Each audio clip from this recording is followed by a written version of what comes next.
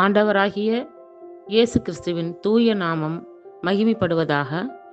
மத்தேயு எழுதிய சுவிசேஷம் 12ஆம் அதிகாரத்தில் உள்ள வசனங்களுக்குரிய விளக்க உரையை பல்வேறு தலைப்புகளில் நாம் இப்பொழுது சிந்திக்க இருக்கிறோம்.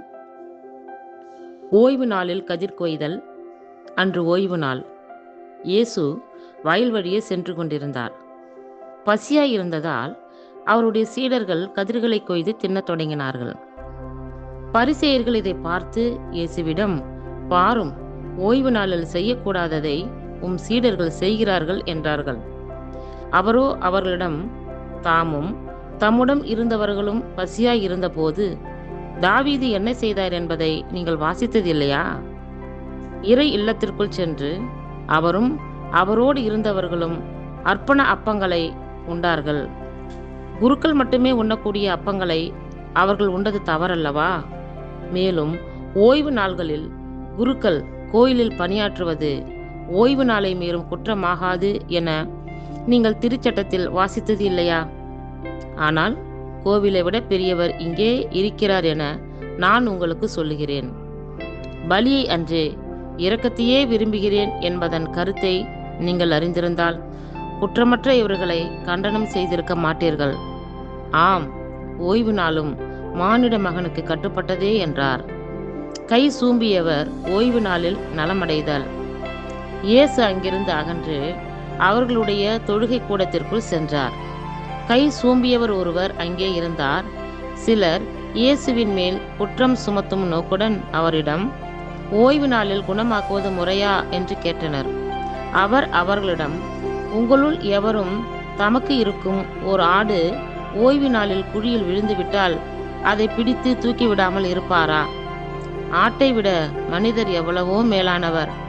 ஆகவே ஓய்வு நாளில் மனிதருக்கு நன்மை செய்வதே முறை என்றார். பின்பு இயேசு கை சூம்பியவரை நோக்கி, உமது கையை நீட்டும் என்றார். அவர் நீட்டினார். அது மறு கையைப் போல நலமடைந்தது. பரிசேயரோ வெளியேறி இயேசுவை எப்படி ஒழிக்கலாம் என அவருக்கு எதிராக சூழ்ச்சி செய்தனர். தேர்ந்து கொள்ளப்பட்ட ஊழியர். இயேசு அதை அறிந்து அங்கிருந்து புறப்பட்டு சென்றார். பலர் அவருக்கு பின் சென்றனர். அவர்கள் எல்லாரையும் அவர் குணமாக்கினார். தம்மை வெளிப்படுத்த வேண்டாம் என அவர்களிடம் அவர் கண்டிப்பாக சொன்னார்.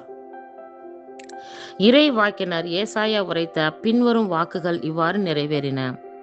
இதோ என் ஊழியர், இவர் நான் தேர்ந்து கொண்டவர், இவரே என் நண்பர், இவரால் என் நெஞ்சம் பூரிப்படைகின்றது, இவருள் என் ஆவி தங்கும்படி செய்வேன்.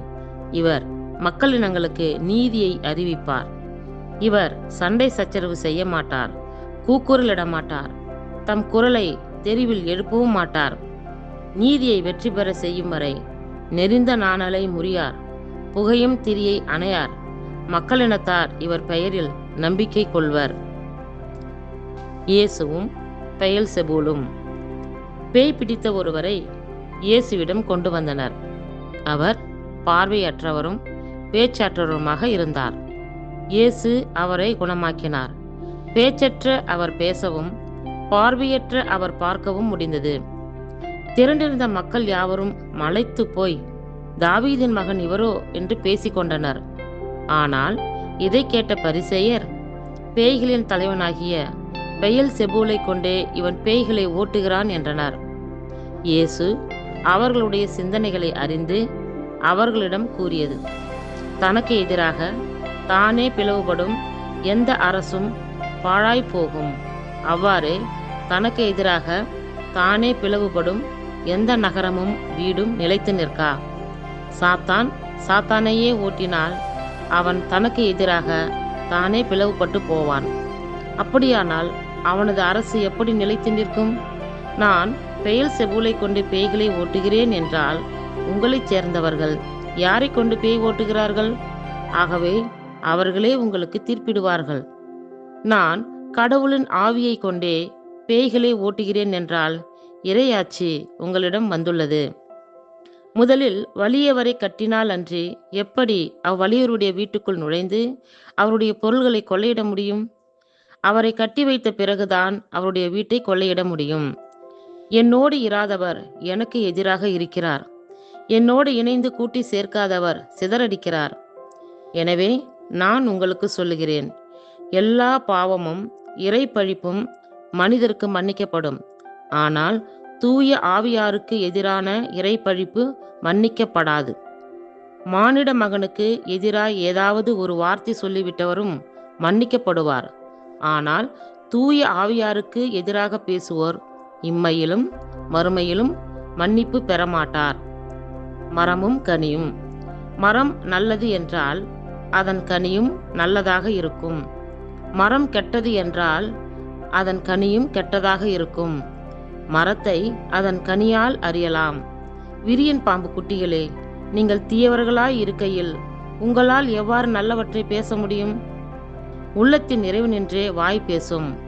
நல்லவர் நல்ல கருவூலத்திலிருந்து நல்லவற்றை வெளிக்கொணர்வார். தீயவரோ தீய கருவூலத்திலிருந்து தீயவற்றையே வெளிக்கொணர்வார். மனிதர் பேசும் ஒவ்வொரு வீண் வார்த்தைக்கும் தீர்ப்பு நாளில் கணக்கு கொடுக்க வேண்டும் என உங்களுக்கு சொல்லுகிறேன். உங்கள் வார்த்தைகளை கொண்டே நீங்கள் குற்றமற்றவர்களாக கருதப்படுவீர்கள். உங்கள் வார்த்தைகளை கொண்டே குற்றவாளிகளாகவும் கருதப்படுவீர்கள். யோனாவின் அடையாளம். அப்பொழுது மறைநூல் அறிஞர் பரிசேயருள் சிலர் இயேசுவுக்கு மறுமொழியாக, போதகரே, உம்மிடமிருந்து அடையாளம் காண விரும்புகிறோம் என்றனர். அதற்கு அவர் கூறியது, இந்த தீய விபச்சார தலைமுறையினர் அடையாளம் கேட்கின்றனர். இவர்களுக்கு இறை வாக்கினரான யோனாவின் அடையாளத்தை தவிர வேறு அடையாளம் எதுவும் கொடுக்கப்பட மாட்டாது. யோனா 3 பகலும் 3 இரவும் ஒரு பெரிய மீனின் வயிற்றில் இருந்தார். அவ்வாறே மானிட மகனும் 3 பகலும் 3 இரவும் நிலத்தின் உள்ளே இருப்பார். தீர்ப்பு நாளில் நினிவே மக்கள் இத்தலைமுறையினோடு எழுந்து இவர்களை கண்டனம் செய்வார்கள். ஏனெனில் அவர்கள் யோனா அறிவித்த செய்தியை கேட்டு மனம் மாறினார்கள். ஆனால் இங்கிருப்பவர் யோனாவை விட பெரியவர் அல்லவா? தீர்ப்பு நாளில் தென்னாட்டு அரசி இத்தலைமுறையினோடு எழுந்து இவர்களை கண்டனம் செய்வார். ஏனெனில் அவர் சாலமோனின் ஞானத்தை கேட்க உலகின் கடைக்கோடியில் இருந்து வந்தார். ஆனால் இங்கிருப்பவர் சாலமோனிலும் பெரியவர் அல்லவா? தீய ஆவி திரும்பி வருதல். ஒருவரை விட்டு வெளியேறுகின்ற தீய ஆவி வறண்ட இடங்களில் அலைந்து திரிந்து இளைப்பாற இடம் தேடும். இடம் கண்டுபிடிக்க முடியாமல் நான் விட்டு வந்த எனது வீட்டுக்கு திரும்பி போவேன் என சொல்லும். திரும்பி வந்து அவ்வீடு கூட்டி அழகுபடுத்தப்பட்டு யாருமின்றி இருப்பதை காணும். மீண்டும் சென்று தன்னை விட கொல்லாத வேறு 7 ஆவிகளை தன்னோடு அழைத்து வந்து அவருக்குள் புகுந்து அங்கே குடியிருக்கும். அவருடைய பின்னைய நிலைமை முன்னைய நிலைமையை விட கேடுள்ளதாகும். இத்தலைமுறைக்கும் இவ்வாறே நிகழும். இயேசுவின் உண்மையான உறவினர். இவ்வாறு மக்கள் கூட்டத்தோடு இயேசு பேசிக் கொண்டிருந்த போது இதோ அவருடைய தாயும் சகோதரர்களும் வந்து அவருடன் பேச வேண்டும் என்று வெளியே நின்று கொண்டிருந்தார்கள்.